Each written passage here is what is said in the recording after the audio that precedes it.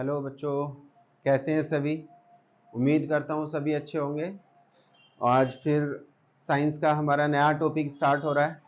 Omega classes से आप जुड़े रहें और साइंस सीखते रहें बेटा। 10th क्लास यूपी बोर्ड का हमारा टॉपिक चल रहा है प्रकाश का अपवर्तन। पहला लेक्चर होगा हमारा इस चैप्टर का ये, क्योंकि इस चैप्टर में जो हमारा बेसिक कॉन्सेप्ट होगा वो आपका आज क्लियर होगा, अपवर्तन की कंडीशन। पिछली वीडियो में हमने प्रकाश के परावर्तन के बारे में 5 वीडियो बनाई, जो आपके सभी के पास हमने पोस्ट की है। आप सभी परावर्तन की कंडीशन को देखना चाहें तो हमारी पिछली वीडियो पर जा सकते हैं। और आज का टॉपिक है हमारा प्रकाश का अपवर्तन। परावर्तन और अपवर्तन में क्या डिफरेंस है वो आज आपको क्लियर हो जाएगा। अपवर्तन क्यों होता है वो आपको पता चलेगा। अपवर्तन के नियम क्या है वो आपको आज पता चलेंगे। तो सबसे पहले आज हमारा टॉपिक होगा प्रकाश का अपवर्तन, पहला टॉपिक, जो कि बहुत ज्यादा इंपॉर्टेंट है बच्चों। बोर्ड एग्जाम में या तो परावर्तन का पूछते हैं कि प्रकाश का परावर्तन क्या है, या प्रकाश का अपवर्तन भी पूछा जा सकता है। तो हैशटैग होगा हमारा ये प्रकाश का अपवर्तन। प्रकाश का अपवर्तन।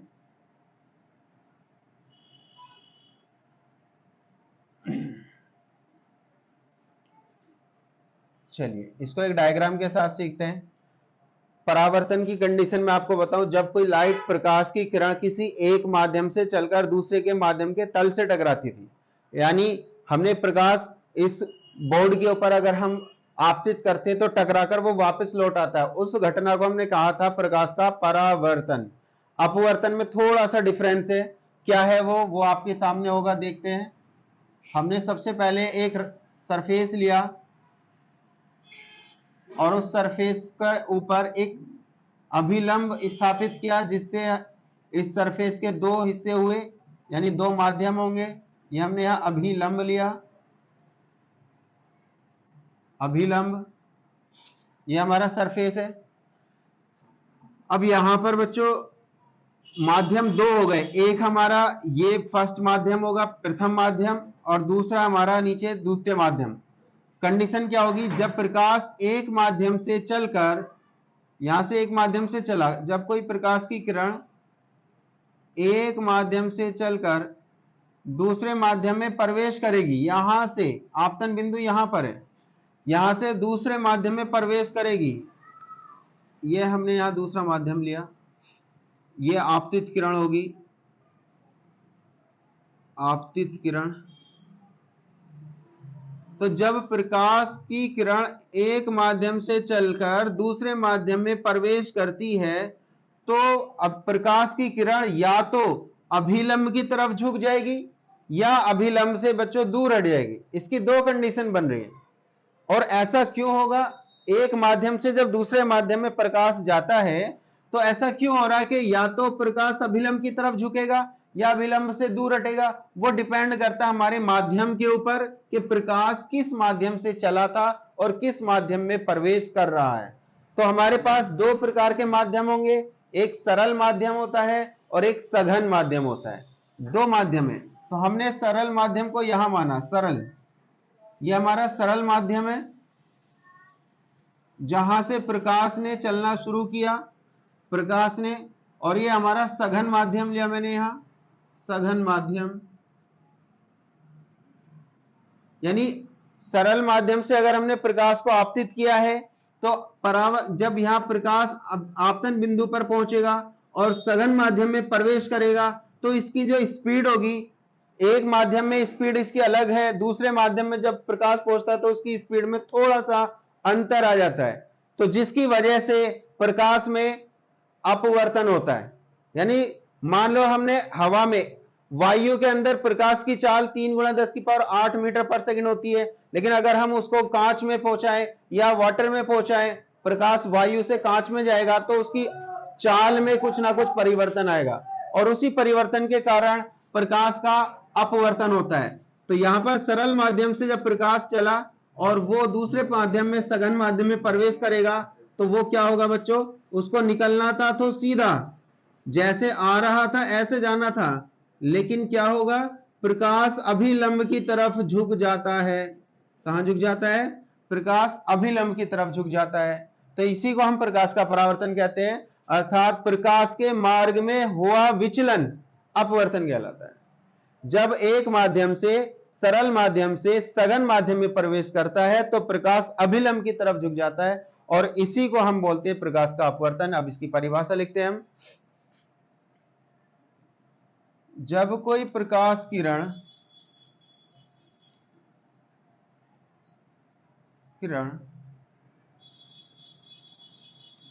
एक माध्यम से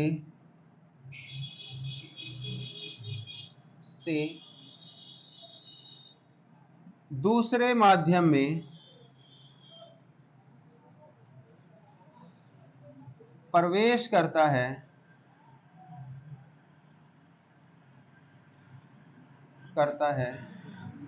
तो प्रकाश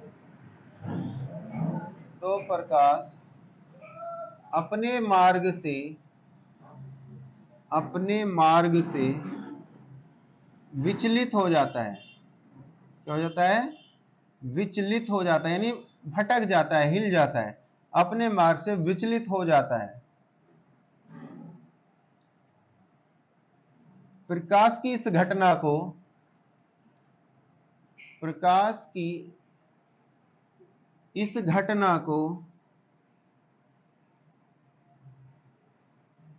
प्रकाश का अपवर्तन कहते हैं।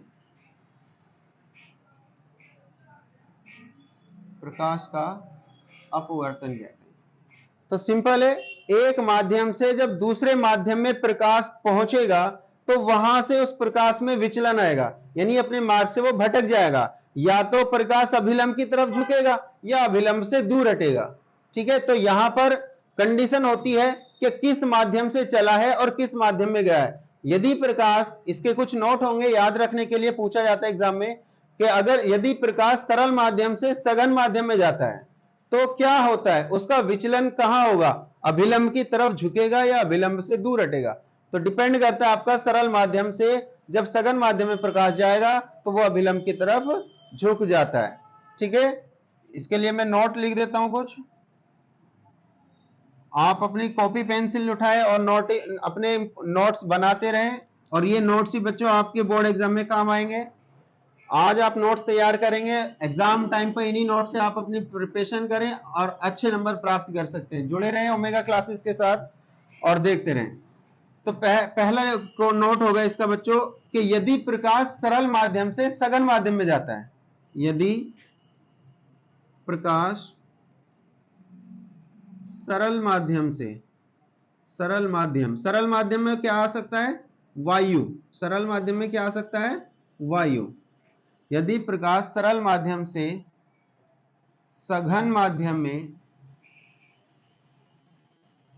सघन माध्यम क्या होगा आपका? कोई भी ठोस या ठोस नहीं होगा, ठोस से तो परावर्तन होता है। सघन माध्यम में या तो जल हो सकता है या आपका कांच हो सकता है, पारदर्शी कांच। ध्यान रखना, कांच भी कैसा हो आपका? पारदर्शी। अपारदर्शी ना हो, अपारदर्शी में तो फिर परावर्तन पहुंच जाएगा। तो यदि प्रकाश सरल माध्यम से सघन माध्यम में जाता है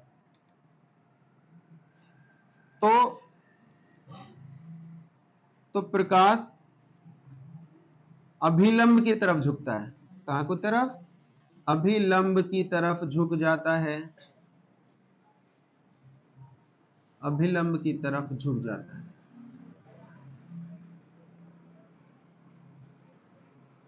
इस स्थिति में जब अभिलंब की तरफ झुक जाएगा प्रकाश, तो इस स्थिति में यहां जो आपतन कोण बनता है और यहां जो अपवर्तन कोण बनेगा, दोनों का क्या कंडीशन होगी? यदि प्रकाश सरल माध्यम से सघन माध्यम में जाएगा तो वहां प्रकाश अभिलंब की तरफ झुकेगा और आपतन कोण का मान बड़ा होता है इस कंडीशन में अपवर्तन कोण से। याद रखना, ये एग्जाम में एमसीक्यू बहुविकल्प प्रश्न के रूप में पूछा जाता है कि आपतन कोण का मान अपवर्तन कोण से अधिक होता है तो प्रकाश अभिलंब से दूर हटेगा या अभिलंब की तरफ झुक जाता है। तो याद रखना बच्चों, अगर प्रकाश सरल से सघन माध्यम में जाएगा तो अभिलंब की तरफ झुकता है और आपतन कोण का मान अपवर्तन कोण से अधिक होता है। ठीक है, दूसरा नोट जो कि इंपॉर्टेंट है, यदि प्रकाश सघन माध्यम से, कहां से, सघन माध्यम से सरल माध्यम में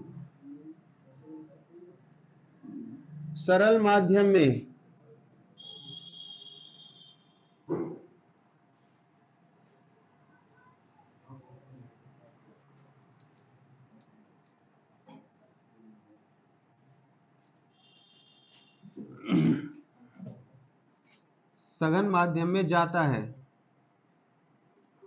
तो प्रकाश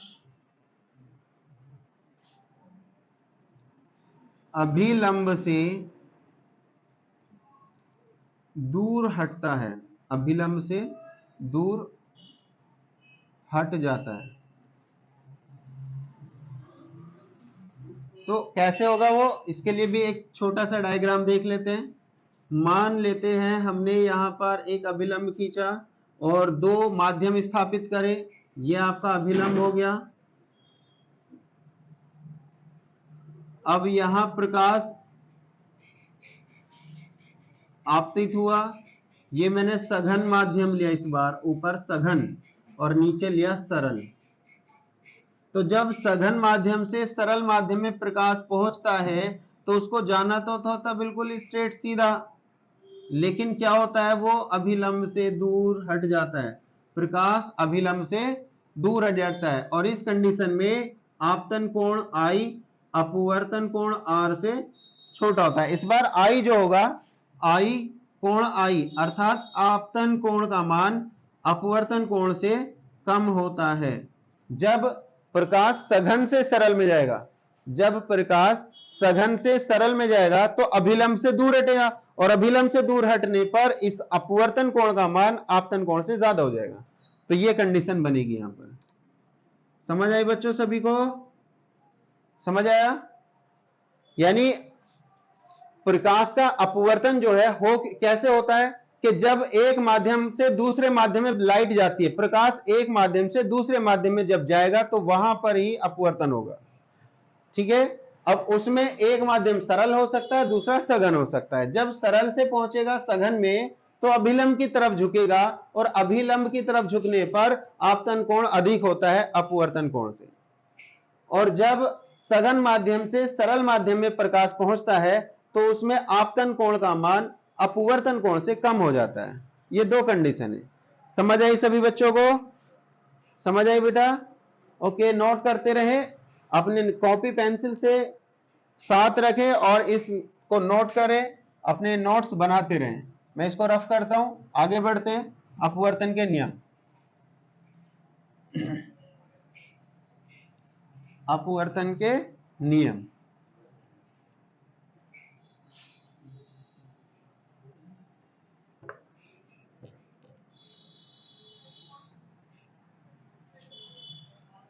तो प्रकाश के अपवर्तन के नियम,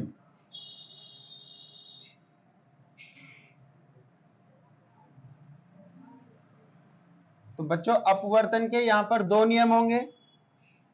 जैसे कि आपने परावर्तन के दो नियम पढ़े, ऐसी अपवर्तन के दो नियम हैं। पहला नियम यह होगा कि आपतित किरण और अपवर्तित किरण और आपतन बिंदु पर खींचा गया अभिलंब तीनों एक ही तल पर होते हैं। तीनों का एक ही तल, एक ही बिंदु होता है। तो क्या नियम है? आपतित किरण कोमा अपवर्तित किरण,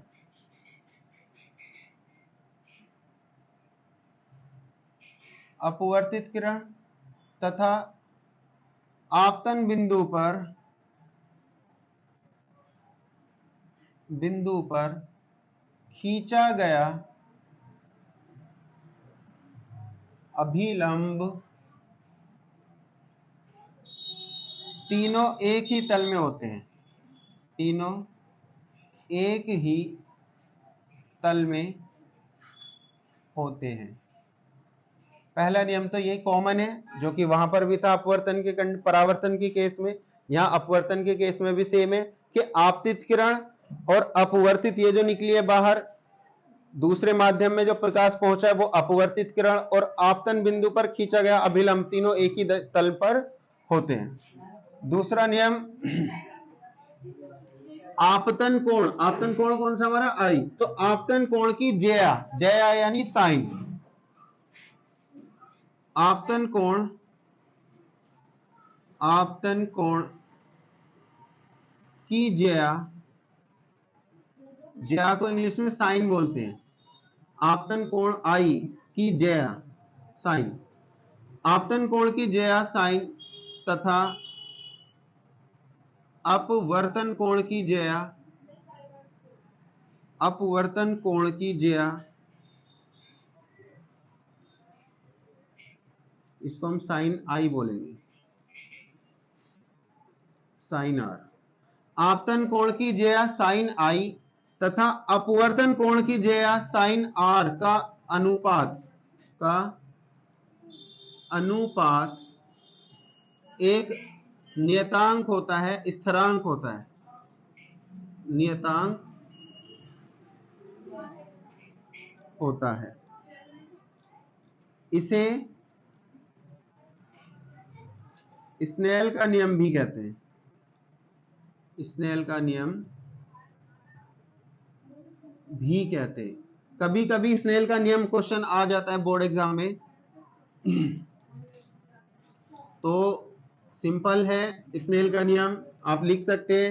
अपवर्तन का जो दूसरा नियम है वही स्नेल का नियम है। कैसे कि आपतन कोण की ज्या साइन आई, आपतन कोण आई है हमारा, उसकी ज्या कब बनेगी, जब हम उसको साइन के साथ लिखेंगे। आपतन कोण की ज्या साइन आई तथा अपवर्तन कोण की ज्या साइन आर का अनुपात एक नियतांक होता है, एन स्थिरांक होता है, जिसे स्नेल का नियम भी कहते हैं। और इस नियतांक को ही हम क्या बोलेंगे, अपवर्तनांक बोलेंगे। एन क्या है, एक अपवर्तनांक होगा, आएगी कंडीशन इसकी भी, ठीक है। अब यहां पर ये हमारे प्रकाश के अपवर्तन के दो नियम है। पहला नियम हम पढ़ चुके हैं, दूसरा नियम आपको पता चल गया कि साइन आई और साइन आर का जो अनुपात होगा वो एक नियतांक होगा, नियतांक होगा ये।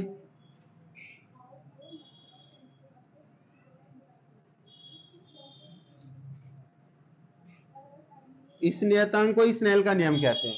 अब मान लो ये एक माध्यम है, एक पहला माध्यम, और ये आपका दूसरा माध्यम सघन माध्यम, और प्रकाश एक से दूसरे में प्रवेश कर रहा है, तो जो हमारा नियतांक है अर्थात अपवर्तनांक होगा, वो क्या होगा कि एक माध्यम के सापेक्ष दूसरे माध्यम का अपवर्तनांक जो निकलेगा वो यहीं से निकलेगा।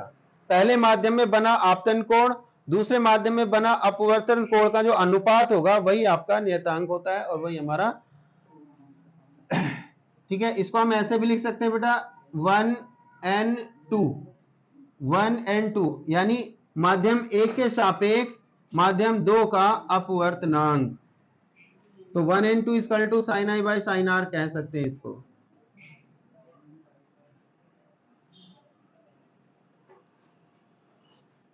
ठीक है, तो आपने पढ़ा अपवर्तन और अपवर्तन के दोनों नियम।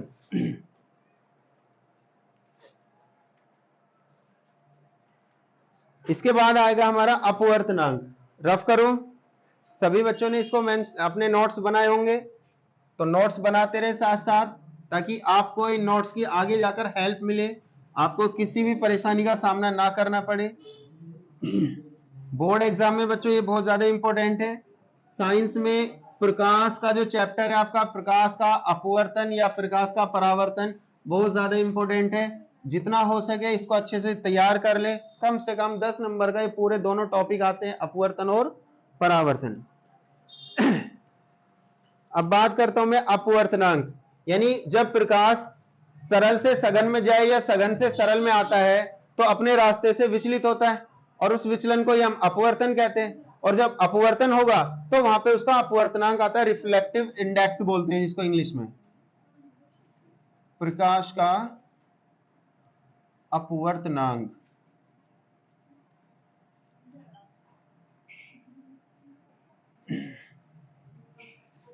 तो अपवर्तनांक क्या होगा? अभी पीछे हमने एक डेफिनेशन पढ़ी थी अपवर्तनांक की, यानी जो आपका फॉर्मूला था n is equal to 1n2, तो sine i by sine r लिख सकते हैं जब वहां पर अपवर्तन कोण और आपतन कोण और अपवर्तन कोण बनते हैं, तो वहां से आपका ये फॉर्मूला निकल कर आया था। तो इसकी डेफिनेशन क्या होगी प्रकाश के अपवर्तनांक की, उसे लिखेंगे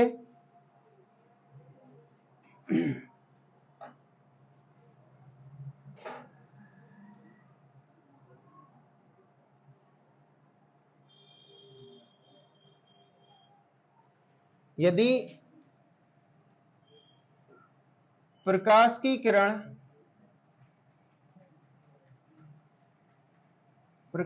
किरण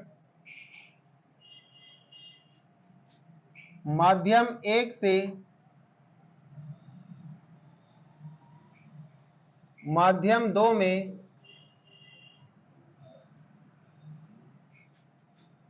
में प्रवेश करती है तो उसके मार्ग में होने वाला विचलन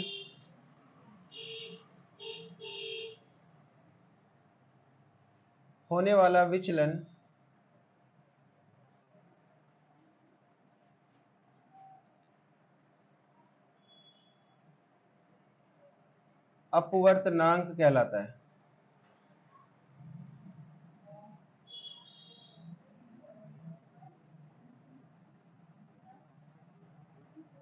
यानी माध्यम 1 के सापेक्ष माध्यम 2 का अपवर्तनांक, अर्थात माध्यम 1 के सापेक्ष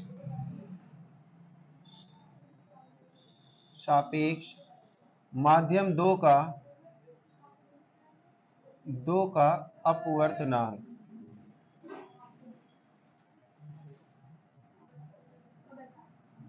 तो इसके लिए फॉर्मूला होगा 1n2, यानी जो माध्यम आपको यहां ऊपर दिख रहा है ये पहला माध्यम है जहां से प्रकाश ने चलना शुरू किया है। पहले माध्यम के सापेक्ष दूसरे माध्यम का अपवर्तनांक, यानी जब प्रकाश दूसरे माध्यम में अपवर्तनांक जब ही होगा जब वो अपवर्तन होगा। अपवर्तन होने के बाद यानी अपने मार्ग से जब वो प्रकाश विचलित हो जाएगा, तो जब विचलन हुआ वहां पर उसका अपवर्तनांक आएगा। यानी पहले माध्यम से प्रकाश आएगा और दूसरे माध्यम में जब वो जाएगा तो वहां उसका विचलन जितना हो रहा है वो उसका अपवर्तनांक कहलाएगा। 1n2 equal to sine i by sine r भी होता है, या हम इसको ऐसे भी लिख सकते हैं 1n2 बराबर पहले माध्यम के सापेक्ष दूसरे माध्यम का अपवर्तनांक बराबर।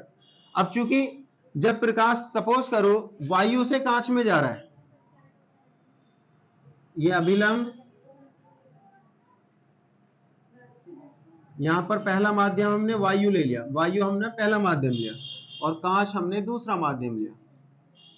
तो जब वायु से कांच में जाएगा प्रकाश तो क्या होगा? अभिलंब से की तरफ झुकेगा, क्योंकि वायु सरल है और ये सघन है। तो जब सरल से सघन में जाते हैं तो प्रकाश अभिलंब की तरफ झुक जाता है। ये आपका आपतन कोण बना, यहां उसका अपवर्तन कोण बनेगा। तो कहने का मतलब ये है कि जब वायु में प्रकाश चलता है तो वहां उसकी स्पीड जो होगी, वायु में प्रकाश की चाल अलग होती है और कांच में प्रकाश की चाल अलग होगी। कम होगी या ज्यादा? वास्तव में कम ही होगी। वायु में प्रकाश की चाल होती है 3 गुणा 10 की पावर 8 मीटर पर सेकंड, और कांच में इसकी प्रकाश की चाल इससे कम आती है। और जब इसकी चाल में कमी आएगी तभी तो इसमें अपवर्तनांक होगा, यानी इसकी चाल में कमी होने के कारण प्रकाश का अपवर्तनांक निकलेगा। तो 1n2 इक्वल टू पहला माध्यम मैंने अगर वायु लिया है तो माध्यम 1 में प्रकाश की चाल, इसका नया फॉर्मूला ये होगा माध्यम 1 में प्रकाश की चाल अपॉन माध्यम 2 में जहां उसका अपवर्तन हो रहा है, माध्यम 2 में प्रकाश की चाल।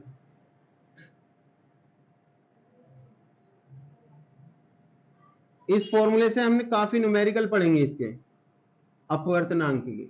ठीक है। माध्यम 1 में जो प्रकाश की चाल होगी वो हम ऊपर लेंगे, माध्यम 2 में प्रकाश की चाल होगी वो नीचे, तब जाकर उसका अपवर्तनांक निकलेगा कि माध्यम 1 के सापेक्ष माध्यम 2 का अपवर्तनांक, वायु के सापेक्ष कांच का अपवर्तनांक निकालने के ये फॉर्मूले होंगे। ठीक है, आशा करता हूं कि आपके ये टॉपिक समझ में होगा। अपवर्तन आपने सीखा, अपवर्तन के नियम और अपवर्तनांक। कल की क्लास के अंदर हम इसके कुछ न्यूमेरिकल पार्ट्स लेकर आएंगे जो इंपॉर्टेंट्स हैं, काफी इंपॉर्टेंट है बोर्ड एग्जाम में। तो इसके साथ साथ आप बने रहें, जुड़े रहे ओमेगा क्लास के साथ, और लाइक करें, शेयर करें, सब्सक्राइब करें। जय हिंद, जय भारत।